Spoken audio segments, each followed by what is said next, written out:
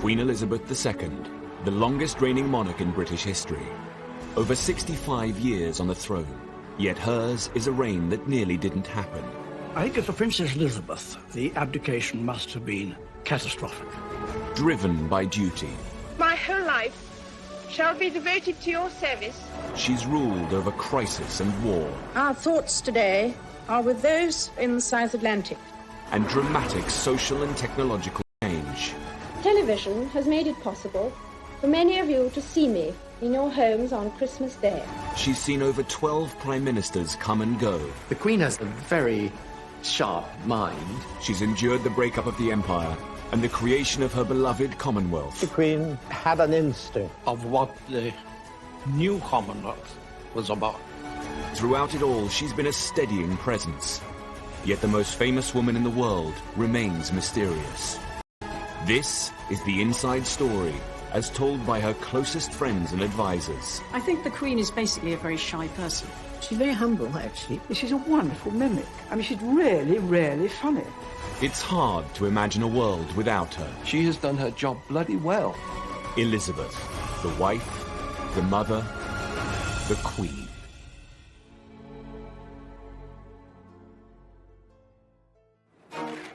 The 90s had been a very difficult decade for the Queen. She dealt with a very public backlash after the breakup of her children's marriages. It has turned out to be an annus horribilis. And following the death of Diana, public opinion was at an all-time low. The Queen was seen as out of touch, traditional and too formal. As the 21st century beckoned, the monarchy needed once again to rethink the way it related to its people. Tony Blair had swept to power in 1997. We ran for office as New Labour, we will govern as New Labour. He was the Queen's 10th Prime Minister, her youngest to date, and perhaps her most modern. And he was all too aware of the importance of her role as our monarch. The Queen regards the monarchy as a huge responsibility, and all of her life has been trying to live out this sense of duty and obligation and to make sure that the monarchy remains still relevant to people. I found her ultimately knowledgeable about issues and with this ability to kind of sense where public opinion was in a way that would have put to shame many politicians. Alistair Campbell was Tony Blair's Director of Communications at the end of the 90s and has written about the Queen. One of the people I interviewed, one of her circle, talked about how important it is to her that she is held in affection. He said the opposite of affection is disaffection, and if you have a public disaffected with the monarchy, you have no monarchy. The new century was a chance for the Queen to rebuild bridges and reconnect with her public. And Tony Blair wanted to help the monarchy do just that. To celebrate the arrival of this century, New Labour built the Millennium Dome and planned a huge New Year's Eve celebration to be televised to millions of viewers. Tony Blair wanted the Queen to be guest of honour and join her people at this significant time. It was obviously a very big moment in history. Yeah, and it was important that she was out there on that evening, I think. The idea was that the Queen and the nation would be entertained by breathtaking acts from all over Britain. There's this wonderful performance that was going on 60 feet above our heads. I had this terrible vision of these people somehow falling from the top of the dome and crushing the royal family, and thinking that this is not a great headline for the world. The Millennium celebrations included a spectacular fireworks display. But inside the dome, Blair's plan was turning into a night the Queen would rather forget. News editor Stuart Purvis was a guest at the dome. You have to remember that the Millennium Night celebration at Greenwich was not a royal production. It was almost a political production, really. And it showed. It was really a bad event. I suspect the Queen thought, this isn't one of my shows, if you like. And she was really not comfortable with the whole thing. As Big Ben struck midnight, the whole dome broke into Auld Lang Syne. This was all a bit weird. Suddenly, it was a kind of family occasion. And what do you do? Well, of course, probably Tony Blair and Cherie, like in our household, they shake out, they do all this. Well, Scottish house. grand Scottish households, they don't do that because the ladies don't want to get all their diamonds and things cluttered up with that, so you hold hands like this. So the Queen and Prince Philip were doing it their way. Tony and Sri were probably thinking, well, how do we do it? And so everyone is feeling a little bit awkward. Her discomfort was palpable to the millions who watched the celebrations on TV. I think Tony was just a little bit conscious of the fact that he's bringing in the new millennium with the Queen, and that's never been done before. So do you grab her hands and make them cross over? And said, no, I don't think it'd been rehearsed. Well, the whole razzmatazz of the thing, I don't know. It's sort of... It wasn't as you normally see her. To me, it seemed to be, watching, I thought, well, they're putting her in a rather funny situation. But she has to react, she has to cope with it. Seen kissing the Queen. He was just caught, I think, just for a minute, just giving her a kiss, which one felt at the time, here, I'm here, it's all right. He was reassuring her that she could get through that situation. I thought the Queen was a bit uncomfortable, and I felt really sorry for her, but I mean, frankly, I was a bit uncomfortable. The whole event was very odd, and the whole night passed in a bit of a blur, frankly. But anyway, she put up with it in extremely, good spirits, considering. The event had put the Queen in an undignified position. Her attempts to reconnect and seem less traditional hadn't had the best of starts. At the turn of the century, the Queen was battling negative public feeling. The events at the Millennium Dome had done little to restore her popularity, and it wasn't just a problem at home. Abroad, her unpopularity had been building for some time. In Australia, there were plans to remove her as Queen. Critics speculated that if it could happen down under, then one day it could happen in the UK. In the 1990s, Australian Prime Minister Paul Keating had proposed a republic. It would be the intention that as a result of this committee's deliberations and the public discussion that would follow, the Australian people would be in a position to decide by referendum later in the decade whether Australia should become a republic by the year 2001. Though there's a lot of affection for the Queen in this country still, the country's outlook and aspirations can be represented by a non-Australian. When I met the Queen in Balmoral, she said, of course, I will always take the advice of Australian ministers and the Australian people. And I said, ma'am, we'd expect no less and ask for no more. As well as Australia, the Queen was the head of 16 different nations across the globe, from Canada to Jamaica, New Zealand to Papua New Guinea. If Australia became a republic, more countries could follow suit. But despite the high stakes, she was careful not to get involved in the public debate. There was an affection there. After all, Prince Charles had been to Geelong grammar school for a term or so. I think it would be disappointing to the Queen. But on the other hand, she had really accepted that it was the decision for the Australian people to make. In 1996, Keating was replaced as Prime Minister by John Howard, a politician with monarchist sympathies. But the referendum would still go ahead as planned. I honestly do not believe Australia would be a better... And unless there's a good reason, you don't break links with your history, but even more important than that, it works. On the 6th of November 1999, Australia went to the polls. As the Queen nervously waited for the result, it looked like her 48-year rule of Australia was about to end. Well, the Queen was intensely interested in the outcome. I knew that whatever the outcome would be, she would wish Australia well and retain an interest and affection in it. When the ballots were counted, the results were a surprise to many. All 6 states had voted to keep the Queen. The country had an appointment with history, and it failed the appointment. Incidentally, the Australian rugby team were in the UK, competing in the World Rugby Cup final in Cardiff.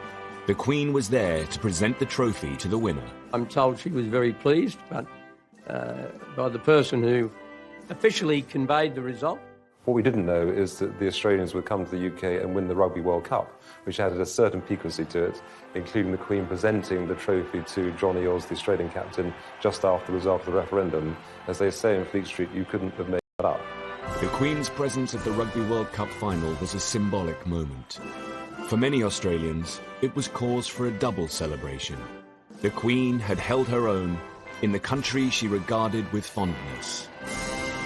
But closer to home, family worries were about to test her in a far more personal way. The Queen's sister, Princess Margaret, had been ill for some time. In 2002, her health took a turn for the worse.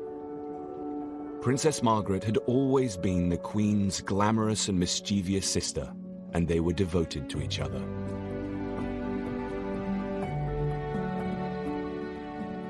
She was the companion of her childhood, and she was younger than the Queen, and they did talk a lot, more or less every day, so she was a very, very constant presence in her life.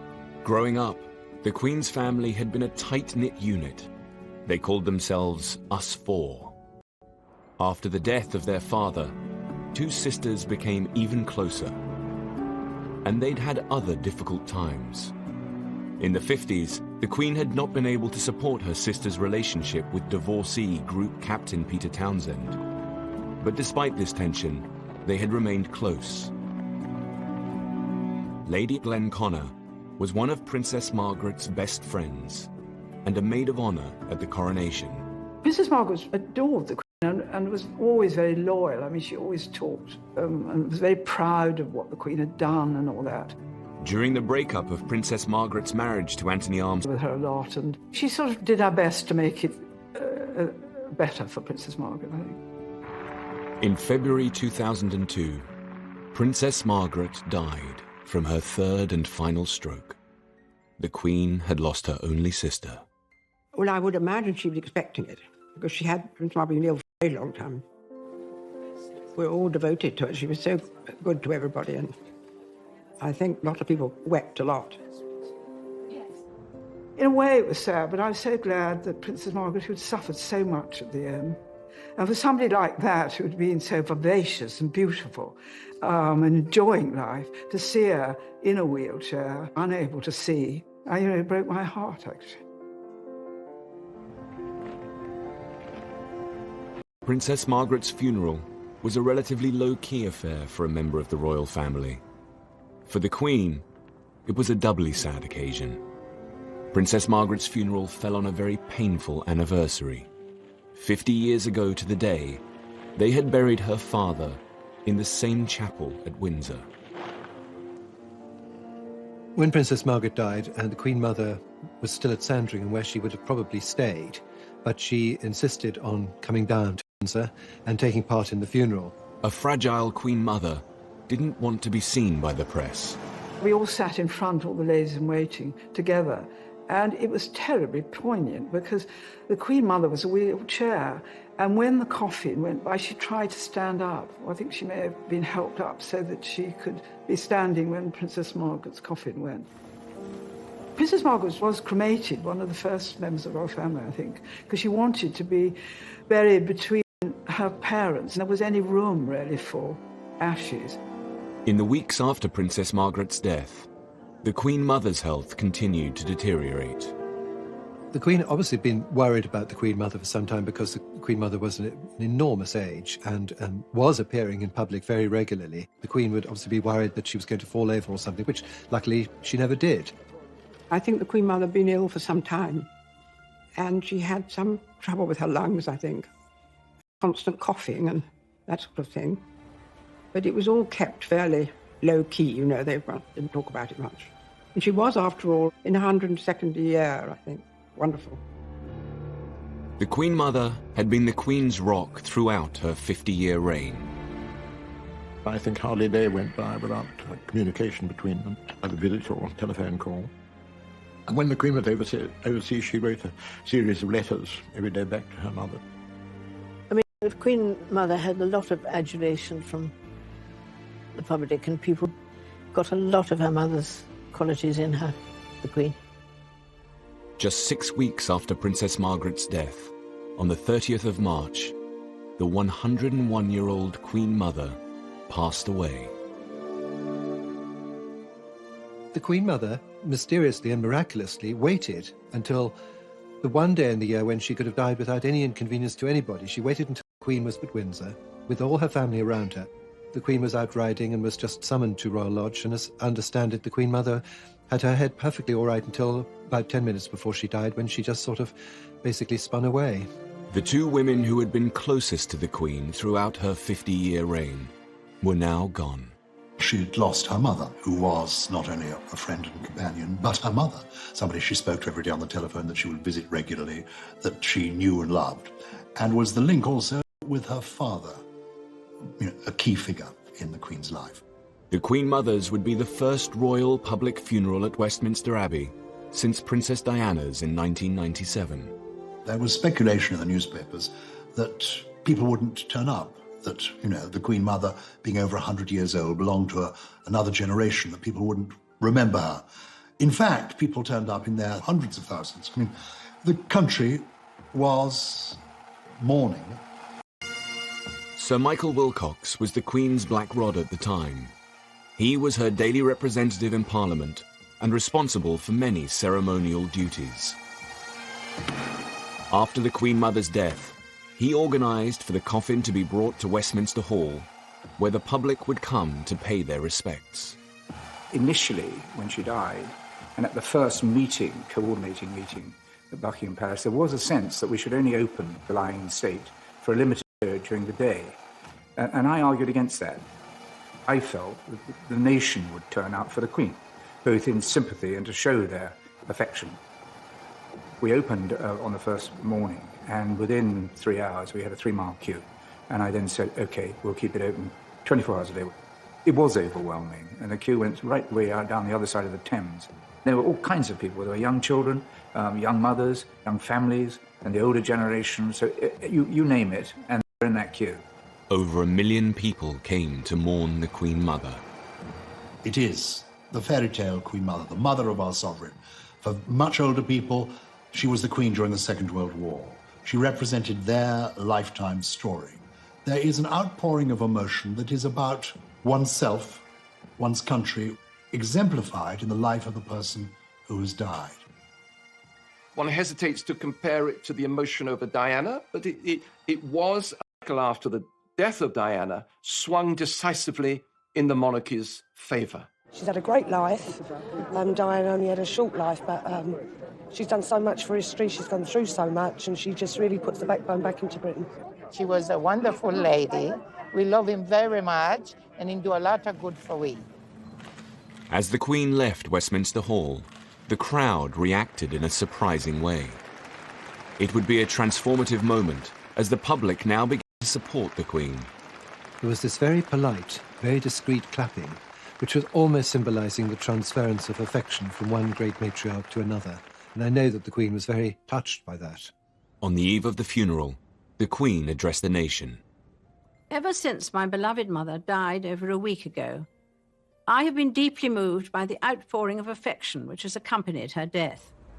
But the extent of the tribute that huge numbers of you have paid my mother in the last few days has been overwhelming. I thank you for the support you are giving me and my family as we come to terms with her death and the void she has left in our midst. Well, it must have changed her life enormously to lose her mother and her sister within a few months of each other like that. It must have been very traumatic for her, very sad. I think she missed them a lot. I mean, suddenly she lost her two best friends, really. After the service at Westminster Abbey, the Queen Mother's coffin was taken to Windsor Castle, its final resting place, alongside her husband and daughter, Princess Margaret. I think with the death of the Queen Mother, there was a subtle change in the role of the Queen. Now, the Queen was the oldest member of the family. She was the matriarch.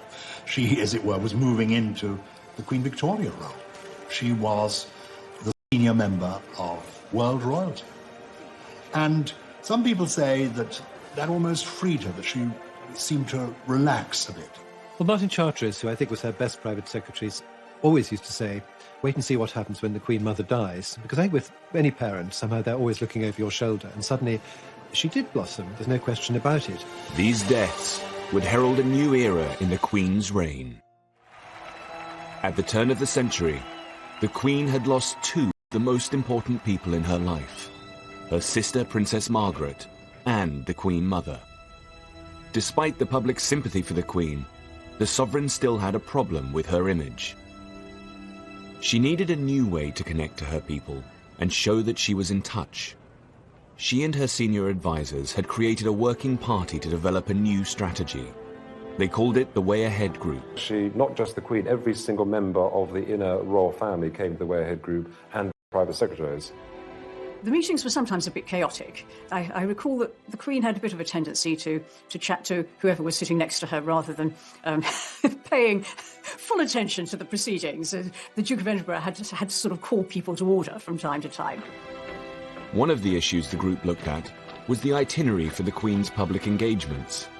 The Way Ahead Group suggested that she made her visits edgier and more inclusive.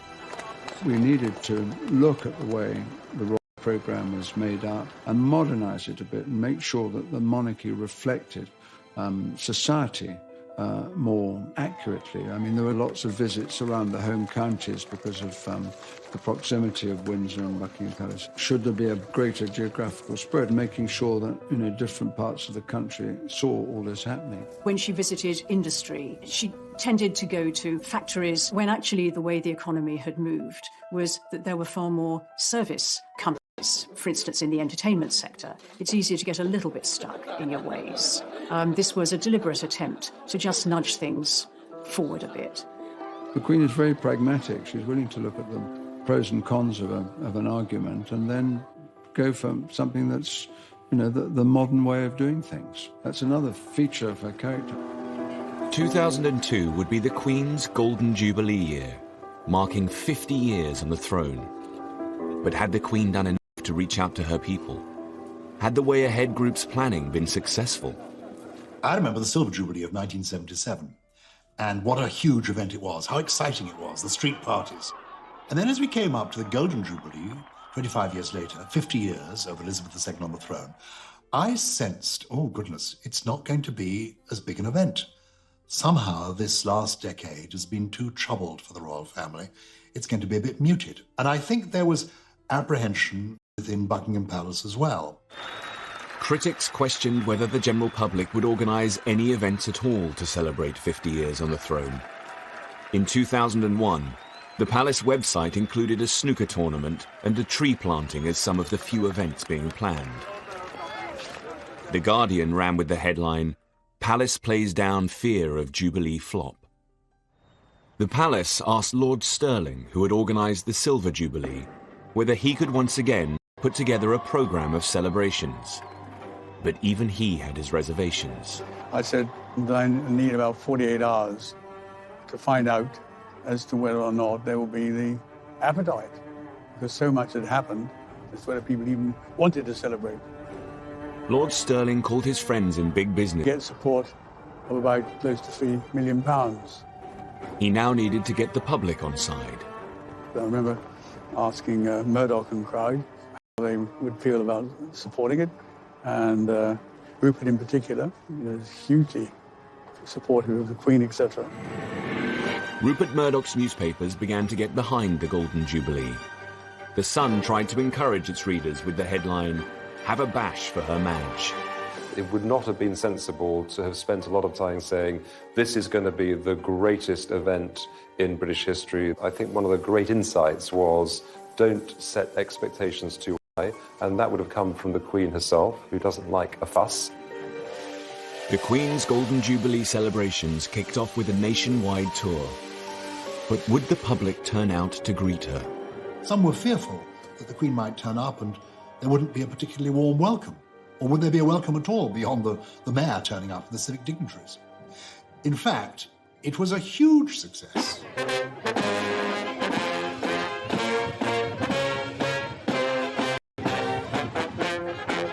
I was privileged to be part of the tour, to go on some of these visits.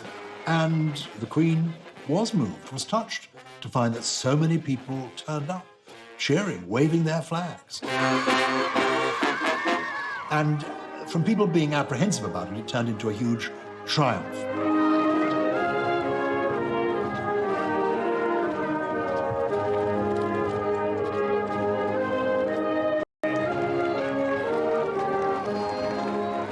and she said, "What's this?" And I said that it was a picture and I drew it for her, and she said thank you. I thought she was going to be quite nice, and she was. The Golden Jubilee was a great opportunity to put further into practice some of the initiatives that had been trialled in the previous years. So I think that was a really good year. And people were genuinely surprised that the Queen was out and about in the way that she was, visiting inner cities, disadvantaged people, showing Britain for better and also the areas that needed to have light shone on it. In her Golden Jubilee year, the Queen also visited the industrial town of Scunthorpe and her first British mosque. To engage with the Muslim community in this way was one of the most mould-breaking decisions she'd ever made, and one of the most inclusive. The idea came after 9/11, when the terrorist attack on Twin Towers, and I said to them that I need to send the letter to Her Majesty the Queen to invite her. We got a top-class mosque in London and all this area, and she decided to not go there, but decided to come in small, tiny town, North Lincolnshire, which was great. 9/11 just happened. There was a lot of from Her Majesty the Queen to come to the mosque at that time to show that doesn't matter what happened, nobody can divide us, and we are one nation and one people. And I personally really appreciate that. She took the shoes off and she came into the mosque. We were all lined up, everybody, to meet her. We were all anxious and not really prepared, but when we met Her Majesty, it was like meeting someone that we knew from our childhood. She was such a nice, down-to-earth person. Queen takes a huge interest in people when she meets them. I mean, she doesn't just shake hands and turn away. She really wants to talk to them and to know what they're doing and what their interests are. She was very interested in the history of Islam, especially the Mecca, because we had all the pictures here, you see, and she was asking about that. And I was lucky enough to give her a Quran myself, which she accepted, and I think it's still somewhere kept in a safe place, maybe in Buckingham Palace, I don't know. And she might read it. She is Queen for all of us, and it is fantastic that we made the history. Rest of our life and other people's life, it will stay with us. You know, what she did was really, she won the heart of millions of Muslims. At the start of the century, the Queen had been unpopular and out of touch. In her Golden Jubilee year, she showed that she was prepared to evolve as she met different kinds of people and went to new places. Change has become a constant.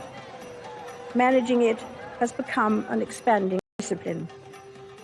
The way we embrace it defines our future. Her Jubilee Parade in June 2002 was the ultimate example of this relaunch. This was a new, more inclusive kind of monarchy.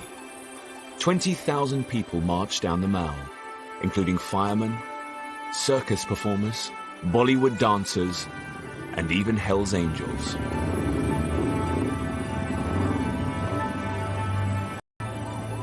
How far have you come to be here today? How far's Australia? 10,000 miles? Oh, well, I'm a true royalist. I just think it's wonderful. The whole world seemed to have come out to celebrate with her. As the highlight of the celebrations, the Jubilee organisers planned 2 huge concerts at Buckingham Palace, one classical, one pop. 3 years earlier, the Queen had been the guest of honour for the New Year's Eve celebrations at the Millennium Dome, which had left her feeling uncomfortable. The Jubilee concerts were her opportunity to show the world that she could be less traditional, less stiff, an event to take place in its grounds. I had the pleasure of an audience with the Queen to bring her up to date as what was transpiring, and it was in her private office with one of the great bay windows at the back of the palace. And then I mentioned about the various events, and in particular, the concerts were going to take place at the palace.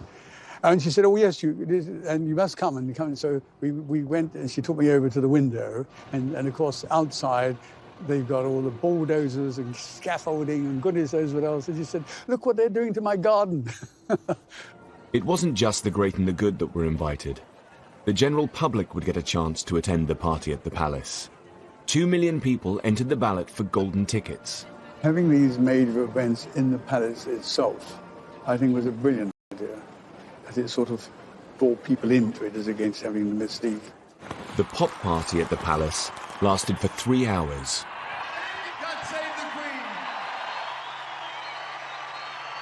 The concert's iconic moment would be Brian May from Queen on the top of Buckingham Palace.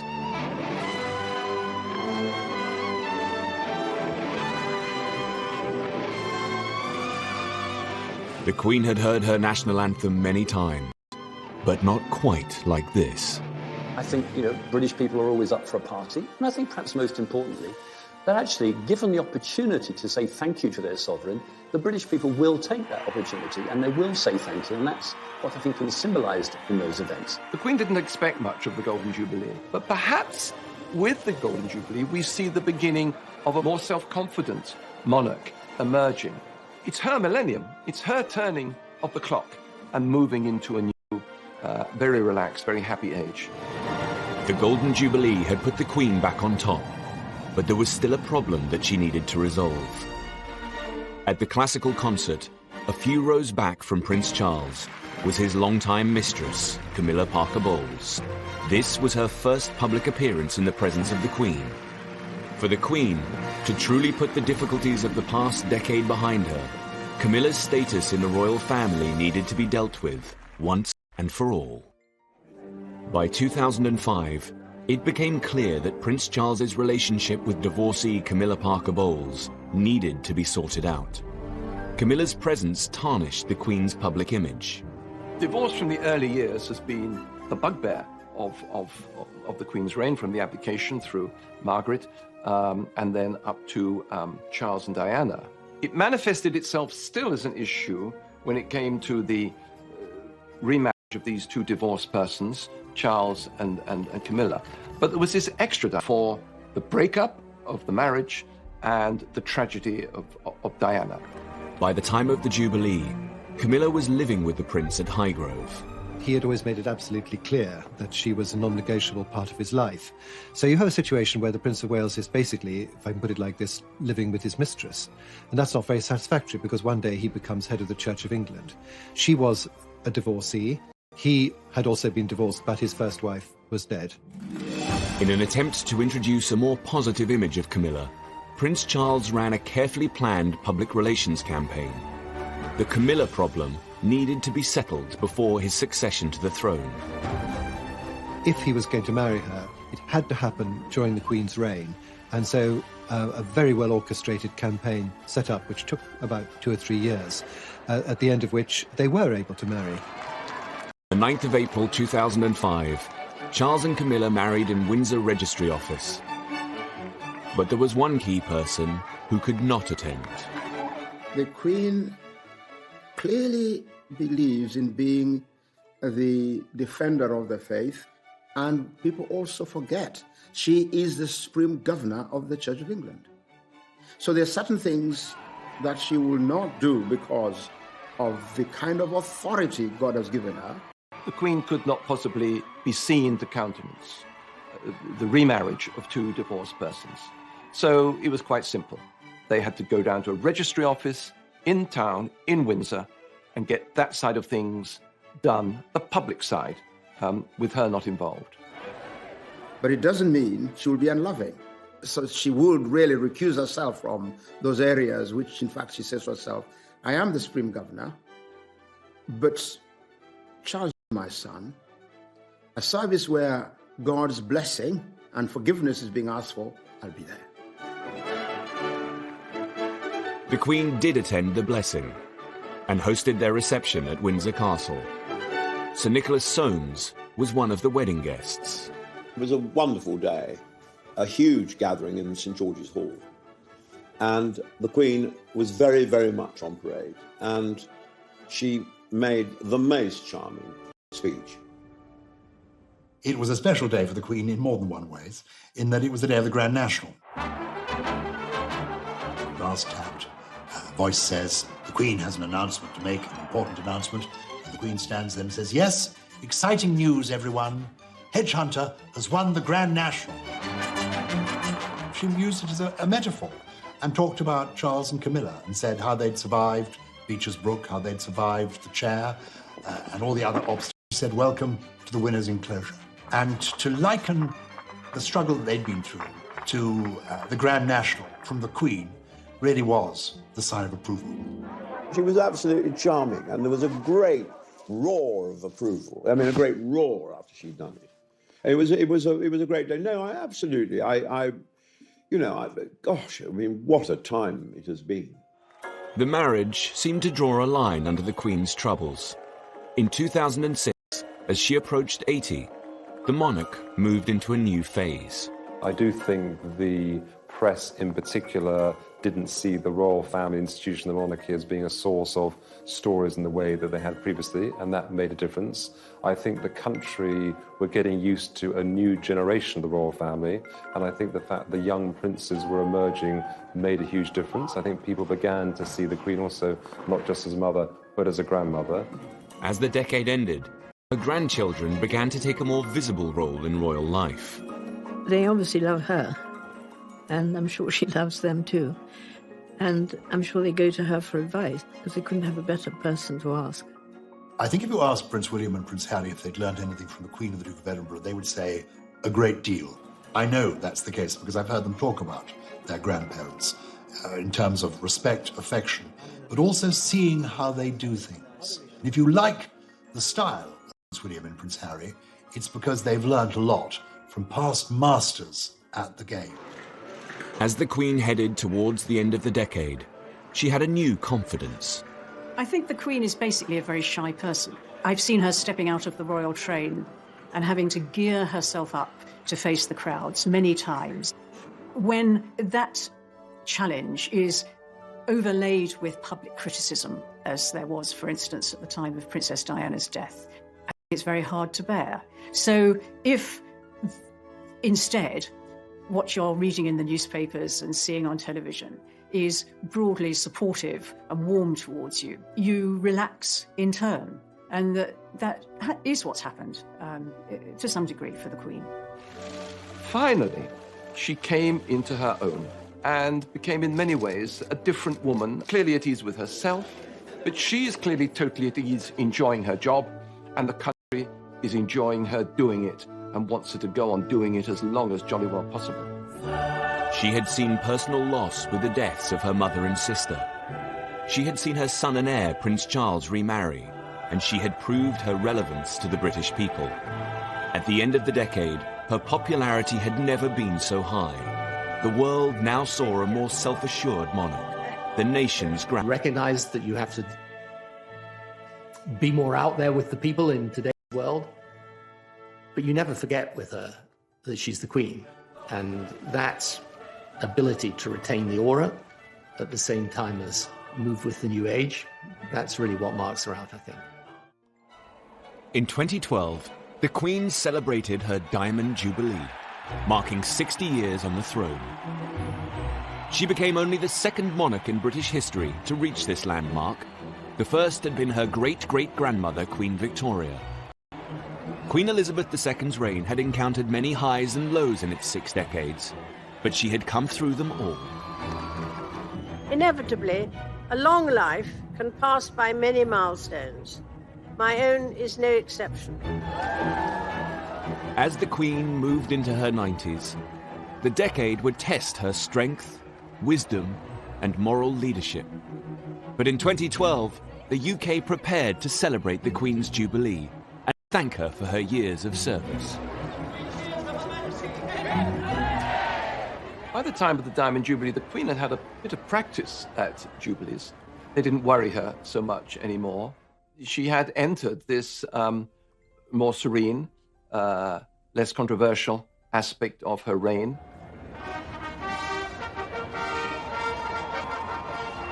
For the Queen, it was a moment of saying, I have come through it all. I have come through difficult times, the very hard times, the 70s, the 90s, and now here I am still, soaring high in popularity. To mark her Diamond Jubilee, Britain would hold year-long celebrations. The highlight was a River Thames pageant, harking back to the golden era of Elizabeth I. I wanted to do something wonderful on the Thames and proposed the idea for a pageant, and a pageant of the size and scale which hadn't been seen on the river for over 200, 300 years. The vision was to bring the Thames to life, magnificently with boats and music and bells and whistles. The Queen would survey a flotilla of passing boats. Over 1 million people lined the river to catch a glimpse of the Queen and her Thames pageant. Every single one of them wanted to express their pride in their nation and their patriotism to the Queen. I think that's what motivated everyone. A wonderful day.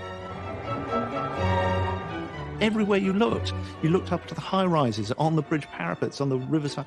Everywhere there were people shouting and cheering and waving flags. It was just the most extraordinary sight. It was wonderful. Despite the June date, it rained for most of the pageant. Specially chosen to perform in front of the Queen.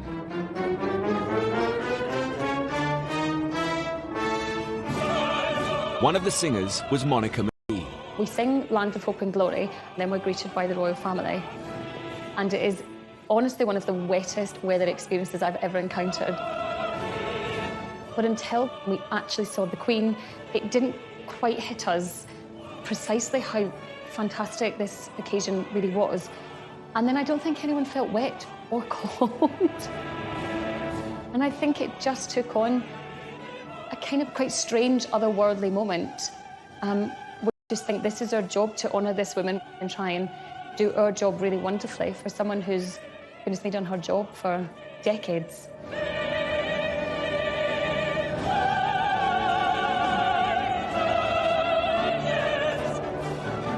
And I'll always remember the image of the singers with mascara running in the rain. I never imagined it like that in the 3 years of planning, that's the way it would turn out. But it was wonderful in the way it was completed. There's also, I think, a feeling of poignancy on her part and on the part of those who were there, that this could well be the last time. That the idea that maybe one day, before too long, we won't be saying, God save the Queen anymore, added something to that occasion.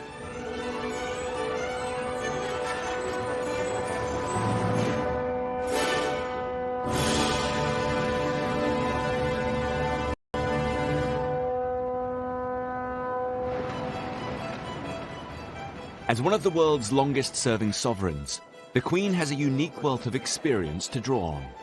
She meets more people who are experts in their field, including politicians and industry experts and people from academia, than probably anyone else around. Throughout her reign, she's received red boxes with ministerial papers and briefs from Downing Street every day. It's hard work it is when you think about the Queen every night of her life. Most people can probably go home and do what they want to do, but the red box appears every single night. As long as she's been monarch, the Queen has held a weekly audience with her Prime Minister. From Winston Churchill to Margaret Thatcher and Tony Blair. At a superficial level, she was just the Queen, listening to the Prime Minister, as it were, and exchanging different conversation with the Prime Minister. But as the time went on, in my interaction with her, I came to have a real regard for her basic judgment and perception about society, about the country, about the people of the country.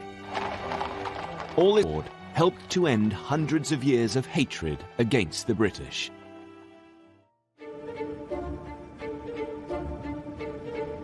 The Queen is the world's most travelled monarch. She has officially visited over 120 countries. But in 2011, she went to a new place, just 100 miles across the sea, the Republic of Ireland.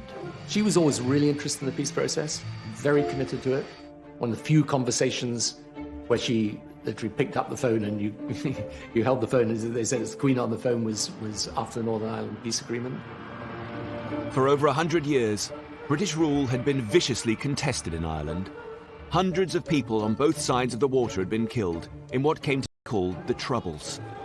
The Queen herself suffered great personal loss. In 1979, the IRA had murdered close family members, Lord Mountbatten and his 15-year-old grandson. Known to her as Uncle Dickie, his death had been a huge shock. The Queen, I think, was genuinely fond of Mountbatten. It was a totally gratuitous, pointless murder. To honour this great loss, he had been given a funeral at Westminster Abbey. But I think the depth of feeling is so terrible at that time. You know, with the IRA and what they'd done, and how do you forgive, you know? But you have to move forward best you can. The Queen's visit to Ireland would be an extraordinary moment of diplomacy and would test her personal strength. The truth of it is that it had to be right from the Irish perspective. You know, there's a long history. Some of that history has been bloody and brutal, and it's a moment you've got to choose very carefully when the Queen, I mean, the symbol of Britain, comes to visit the Republic. It was the Queen's, obviously the Queen's own idea that she should go to Ireland, and probably had wanted to for some time. I remember thinking, you know, just hope everything's going to be all right. The visit witnessed one of the country's largest security operations. Mary McAleese was the President of Ireland, who hosted the Queen's stay. I can tell you that when we invited Her Majesty the Queen to come to Ireland, there were a lot of people who were not happy. I got the letters. We knew that there would have been people who would not have wished her well. So yes, security was massive. On her first day, the Queen went to Dublin's Garden of Remembrance, a site that commemorates the Irish. Now, here was the Queen, paying her respects. She laid a wreath, she stepped back, and she did something that nobody really expected. It's a simple thing. She inclined her head. In that gesture, you could almost hear the softening of the arteries of resentment, the softening of the anger, the winning over of people. Her speech at the state dinner in Dublin Castle stunned all of the guests. The very first words she used, to everybody's surprise, were 5 Irish words.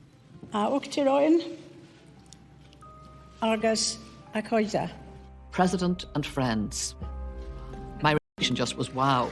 And I was watching right around the audience where everybody else was saying, you know, wow. The saying of that in the Irish language went deep into the hearts of people because for generations, the British establishment had tried to obliterate this ancient language and had come very close to doing so. The speech continued in a very personal tone. Through the history, our islands have experienced more than their fair share of heartache, turbulence and loss. These events have touched us all, many of us personally, and are a painful legacy. We knew that she was talking obviously about Lord Mountbatten. We could feel this was a human being whose hurt and pain was real, happened in our time, happened as a result of our historic enmity. The entire trip took some very bold and risky decisions. On the second day, the Queen visited Croke Park, the spiritual home of Gaelic sports. But it was more than a sporting venue. In 1920, this was the site of the first Bloody Sunday. In 1920, in the middle of a match, British forces went through the gates in tanks. They opened fire on players and on spectators and killed a lot of people and maimed more. It became a moment of utter rage for Ireland that fueled the ongoing historic resentment. The president of the Gaelic Athletic Association, Christy Cooney, took the Queen to where the massacre happened. I'm sure her people had explained to her exactly what Croke Park meant. I'm sure she was aware of Bloody Sunday, and she would have known the environment she was coming into. My memory of her walking onto the pitch and Christy Cooney saying to her, you know, this is where British troops came in and killed 14 people on Bloody Sunday. And I can still remember a voice that was breaking with real heartache. And she just said, I know, I know. I just thought she carried it off extremely well. The Queen's empathy had helped her forge a new relationship with Ireland in a way that no other British statesman could have done. It's a sort of healing process in her presence, I think. And that is for her enormous capacity to bring people together probably who wouldn't normally want to get on particularly well. The visit was a huge success and brought Ireland and Britain closer together.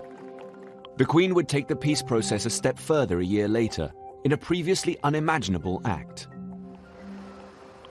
In 2012, she flew to a charity event in Belfast, where she met with Deputy First Minister for Northern Ireland and former IRA commander, Martin McGuinness.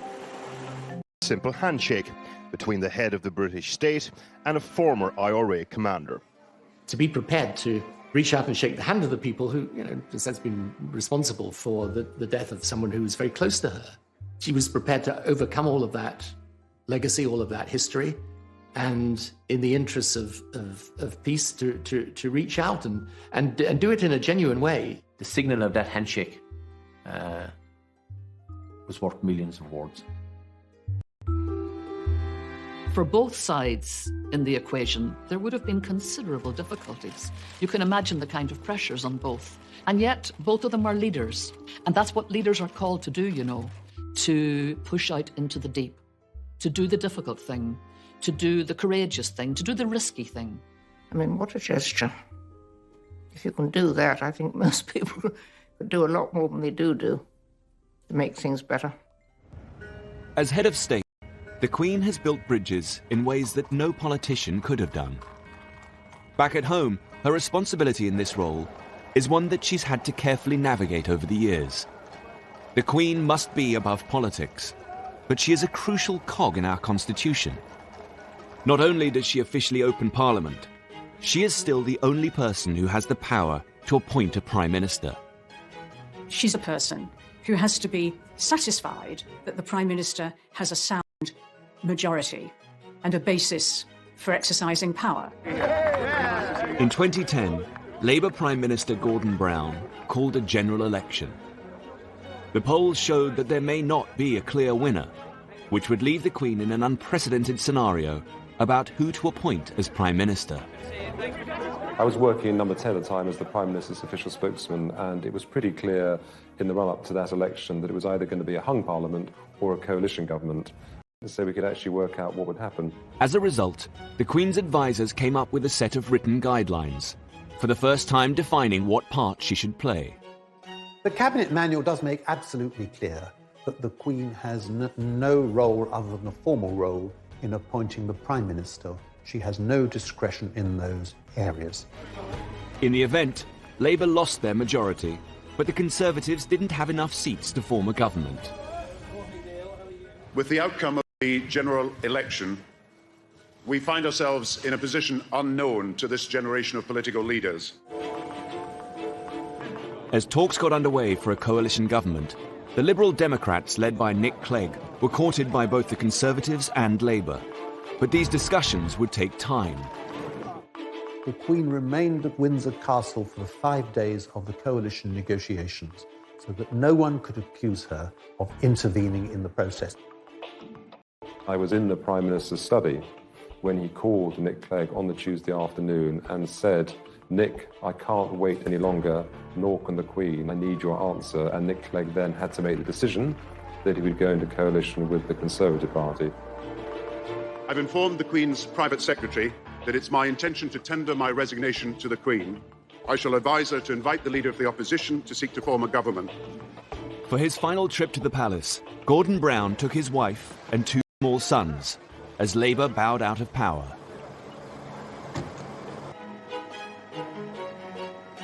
The Queen's private secretary could now call David Cameron to the palace. He would become her 12th Prime Minister, and her youngest to date. She has understood the role of the Crown in the British Constitution so that our political system can work, and she makes it work by not interfering. The Queen has been driven throughout her long reign by commitment to public duties. But it's her personal passions that reveal the most about her. The Queen's long reign has presented her with many challenges, but one passion that's never waned is her love of horses. The Queen is not only very keen on horses, but is also one of the great horse experts we've got in this country. And I'm sure for Her Majesty the Queen, who has been involved with horses for all her life, she finds them a great way to relax and to reflect. Oh, I think the Queen is happy because though she's driven by duty, sustained by faith, she has her passion in life, her dogs and her horses, and they do keep her happy. As the Duke of Edinburgh has said, if it doesn't fire to eat hay, she isn't interested. Ian Balding was one of the Queen's horse trainers for nearly 40 years. There is a special relationship between the Queen and her trainers. You'll ring Buckingham Palace and I'll say, it's Mr. Ian Balding speaking, could I speak to Her Majesty, please? Yes, one moment, sir. And 5 seconds later, you're through to the Queen, you know, which is pretty remarkable.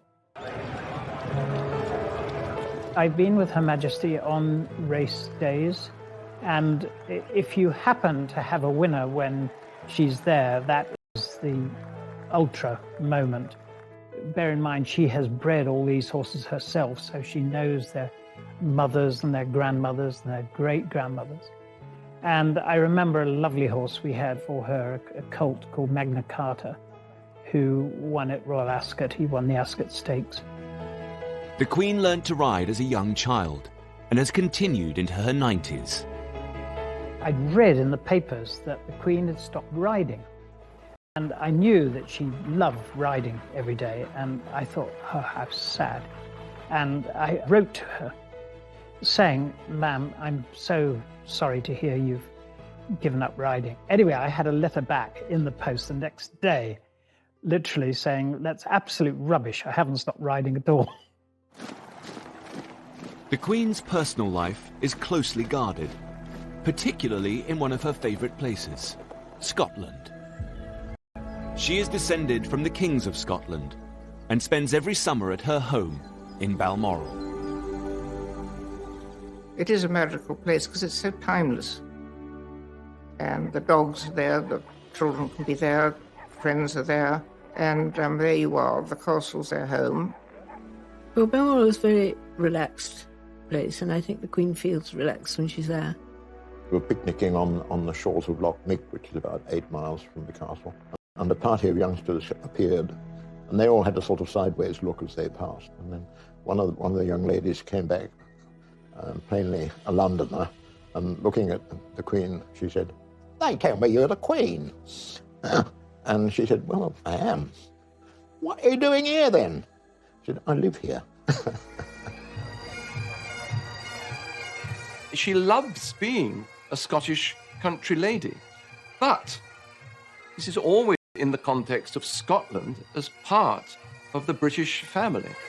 In 2014, there was a real danger that Scotland was going to leave the Queen's beloved British family when Prime Minister David Cameron agreed to call a referendum on Scottish independence.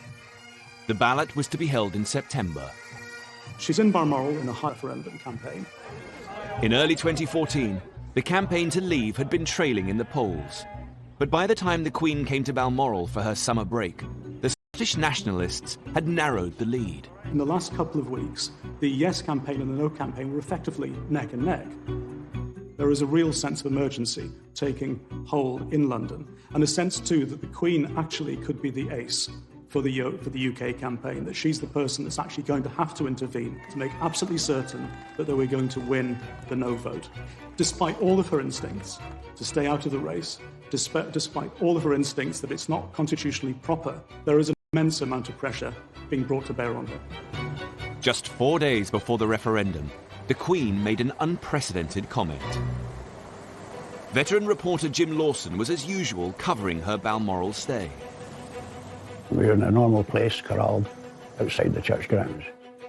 After about half an hour, the policeman came down and said, "Would you like to come up to the church?" That was unheard of, you know. We actually wondered what was going on. And I thought, I wonder if she's going to approach the crowd. As she did, one of the bystanders mentioned the referendum. The Queen said, "Well, I hope people will think very carefully about the future." The bystander was happy to tell Jim the Queen's comment, but curiously wouldn't give him their details. If the Queen talks to someone, they're always delighted to tell you, but not this time. Some wondered whether the bystander had been planted in the crowd. Others thought it was just a chance comment. Either way, the newspapers needed to corroborate the story with Buckingham Palace. The palace didn't confirm it, but more importantly, they didn't deny it. We knew we were onto some story there. Now, if you translate that to you're standing on the edge of the cliff and the Queen says to you, think very carefully about what you're about to do, she's not advising you to jump, is she? Newspaper editor Severin Carrel felt the comment was the result of a lot of thought. One could read it either way. And as in that sense, it was very, very carefully written, very cleverly written. But we realised that the Queen had made a quite deliberate and quite carefully drafted interjection. She had intervened into the referendum campaign. On Thursday, the 18th of September 2014, Scotland went to the polls. The majority of the people voting have voted no to the referendum question. I have worked so hard to save Scotland because I'm a proud Scot and I'm a proud Brit. Ladies and gentlemen, I think that's been a pretty fair kick of the ball. For now, the Queen's United Kingdom was intact. But this wouldn't be the last time that her position would be used in politicians' arguments. In 2016, the question was to leave or remain in the European Union. On Monday, I will commence the process set out under our Referendum Act, and I will go to Parliament and propose that the British people decide our future in Europe. In the charged atmosphere of the EU debate, it was perhaps inevitable that someone would try to involve the Queen in their argument. Thomas Newton Dunn is political editor of The Sun. He was tipped off about a conversation between the Queen and European Union supporter Nick Clegg. Well, I was told a most fascinating story by an impeccable source of an extraordinary row during a lunch she held in Windsor Castle. And so this is going back 2011, 2012 now. They ended up discussing Europe. The Queen ended up getting into quite a lively dust-up with the Deputy Prime Minister, who was a very strong pro-European politician. The Queen was putting forward some very strong views on the future shape of Europe and the direction which Europe was going in. The Sun wasn't only planning to report the alleged conversation, but to boost it by quoting prominent Brexiteers. This led to their infamous headline. Queen backs Brexit came from ringing up a couple of Tory MPs to find out what they thought about it, and some of the very passionate Brexiteer MPs leaped on the suggestion that the Queen might be pretty Eurosceptic to say, well, in which case, that must mean she backs Brexit. But very closely written underneath was bombshell claim, because of course it was these MPs' claim she must back Brexit rather than ours. When Downing Street found out that The Sun was going to run with the headline, they began to investigate the source of the story. So when I first saw the Queen backs Brexit headline, I wanted to see very quickly, well, what was this based on? And it seemed to be at a lunch that had been many years before. How could she back something several years before when it wasn't even a term that was invented or even something that was seen as a particular possibility? Nick Clegg strongly denied the story. I think it's appalling that people who want to drag the United Kingdom out of the European Union now want to drag the Queen into the European referendum debate. And as for the Sun story, it's nonsense. It is not true. I couldn't be clearer than that. The palace thought that the headline was misleading and immediately lodged a complaint to the Independent Press Standards Organisation.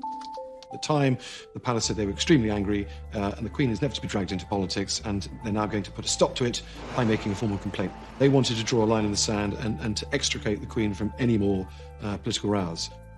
Ipso upheld the complaint, saying the headline went further than the claim about what the Queen might think. The Sun was forced to print its ruling, but by then, the whole story had fueled the Brexit debate. I don't know that you could necessarily say that it persuaded people to vote for Brexit, but I think it was certainly another tick in the column of people who wanted to leave the EU. We know from political opinions, but in public, in terms of aura, she exudes impartiality. She exudes being what a constitutional monarch should be, above politics, above opinion. As head of state, the Queen has battled to stay out of politics, but at times needs to be at the forefront of Britain's national events and disasters. In 2017, the world woke up to one of the most shocking tragedies of recent times, the Grenfell Tower fire. Where the fire was now spreading, people were reaching out from the front window, trying to grasp a bit of fresh air, trying to breathe. It looked like they were struggling. It was harrowing, torturing screams for help. It was honestly like a horror movie. When the fire got to its peak point, I could actually hear a man screaming, and then all of a sudden the screaming just stopped. In the past, the Queen has been criticised for her slow response. In the 60s, she waited 8 days before visiting the victims of the Aberfan disaster, an accident in a Welsh mining town which claimed the lives of 28 adults and 118 children. It was a sort of lesson, as all, that you have the need to show sympathy and to be there on the spot, which I think people craved from her. In her later reign, she's made sure that she makes a rapid response. Just 48 hours after the Grenfell Tower disaster, the Queen came to see the relief effort. One of the first charities to help at Grenfell was the British Red Cross. Mike Adamson is their chief executive. I think the visit of the Queen showed that the nation stood in solidarity with the community at Grenfell, and that community had not been forgotten, and people wanted to express their empathy for the experience that they had had. And the Queen, I think, has a unique ability to do that because of the way in which she conducts herself with such dignity and a sort of quiet, caring approach. And she went immediately to greet people, to say hello and how are you? And this was a big event affecting a lot of people in our country. She showed her sympathy and empathy and tried to reach out and wanted to be there to help. It was very moving. It's actually bringing tears to my eyes. To see her here, it shows that she is sincere and she truly cares. She looked at me directly in my eyes and I could see that she cared. Thank you for coming. The Queen's entire reign has presented her with many difficult moments. But the 2010s also held happier times for the 90-year-old monarch, as a new generation of royals came to the forefront to support her. 11. The Queen prepared to host one of the most iconic royal events of her reign. Her grandson and second in line to the throne, Prince William, married his university sweetheart, Catherine Middleton.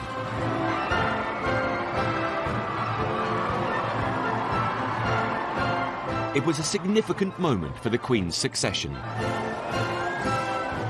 The media are terribly excited about a wedding. The transparent happiness of the young couple just permeated right through the occasion, and that must have absolutely delighted the Queen. Marriage is vital to the royal family. It's about stability, it's the fact that you're going to continue down the generations, it's all about passing... Special relationship with all her grandchildren, particularly Prince William. It was the Queen herself who gave Prince William his constitutional history lessons. And when he becomes king, it is in her constitutional style that he proposes to reign. I think the Queen and her grandchildren are all very close, and she takes great interest in them. And they're getting to the age now when they want to help. But it always makes me cross that people concentrate so much on Prince William and forget the fact that he's not the heir to the throne, Prince of Wales is. Prince Charles's style is in stark contrast to his mother. While she tries to remain politically neutral, her son has always made his views very clear. Prince Charles consciously set out to take advantage of the relative constitutional freedom that a Prince of Wales has, as opposed to the monarch, to push the causes that he believes in. Therefore, he has felt it totally within his remit to write letters lobbying unashamedly prime ministers, ministers, members of the Church of England, bishops, to get his point of view across. He didn't write me that many letters, but when he did, they were perfectly sensible things. I mean, and they were much more in the sense of saying, look, I've been talking to people, for example, about countryside issues, or they might be about defense questions, and certainly around issues to do with climate change, the environment, and so on. He seems to have proclaimed that this is going to continue once he becomes king. And he believes he can rule in a different constitutional style from his mother. He will do very well. But, you know, I think that's all in the future. But I don't think one wants to be under any delusion of the fact that this will be a great task.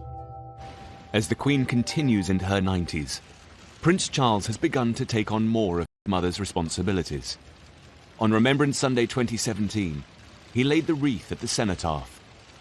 As head of the armed forces, it's one of the Queen's most symbolic duties and points to a changing of the guard. One of the Queen's most important legacies will also be the Commonwealth. In an era that might otherwise have seen the disappearance of things monarchical, she brought it into the 21st century.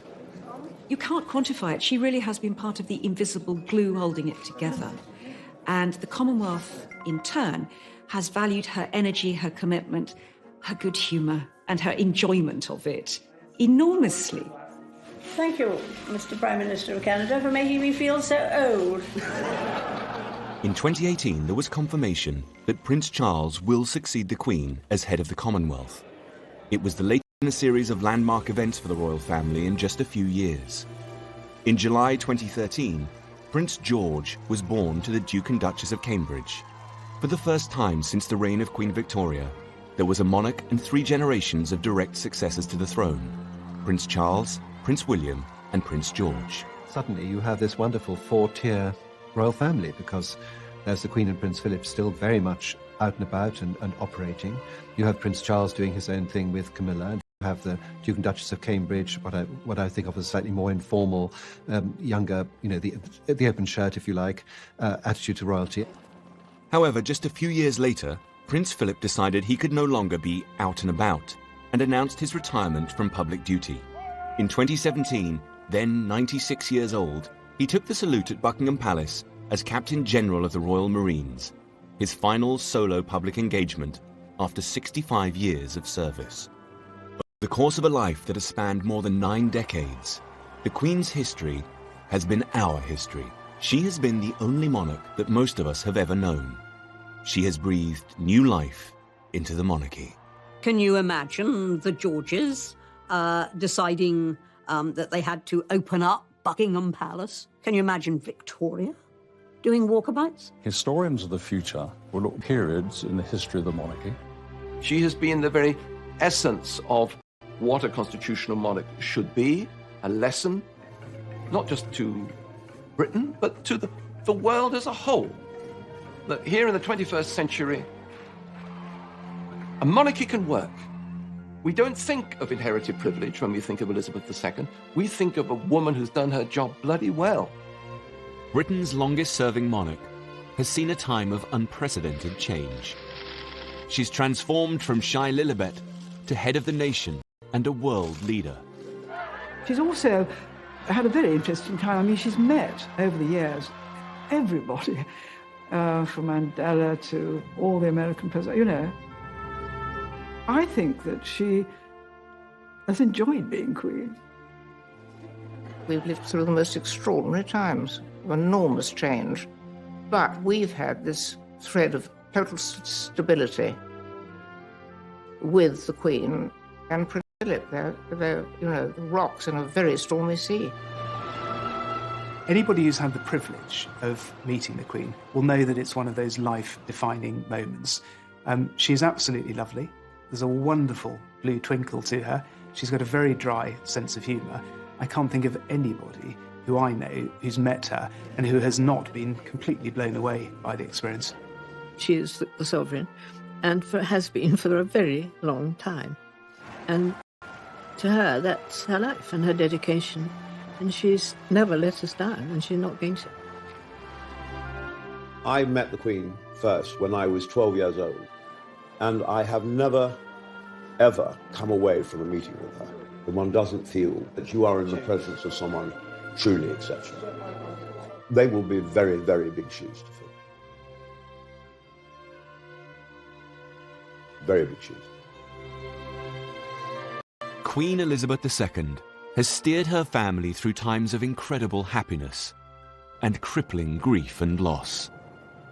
Her monarchy has been through crises, but she has managed to adapt and modernize. She's brought a special brand of magic to the House of Windsor. She's a woman driven by her duty to serve the British and Commonwealth peoples. Hers has been a remarkable reign, and she will always be our Queen. Good night, and good luck to you all. Good luck to you all. Good luck to you all.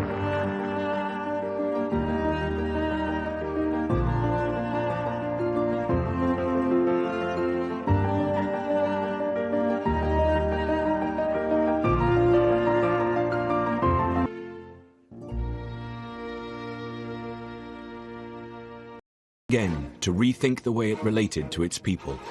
Tony Blair had swept to power in 1997. We ran for office as New Labour, we will govern as New Labour. He was the Queen's 10th Prime Minister, her youngest to date, and perhaps her most modern. And he was all too aware of the importance of her role as our monarch. The Queen regards the monarchy as a huge responsibility, and all of her life has been trying to live out this sense of duty and obligation and to make sure that the monarchy remains still relevant to people. I found her ultimately knowledgeable about issues and with this ability to kind of sense where public opinion was in a way that would have put to shame many politicians. Alistair Campbell was Tony Blair's Director of Communications at the end of the 90s and has written about the Queen. One of the people I interviewed, one of her circle, talked about how important it is to her that she is held in affection. He said the opposite of affection is disaffection, and if you have a public disaffected with the monarchy, you have no monarchy.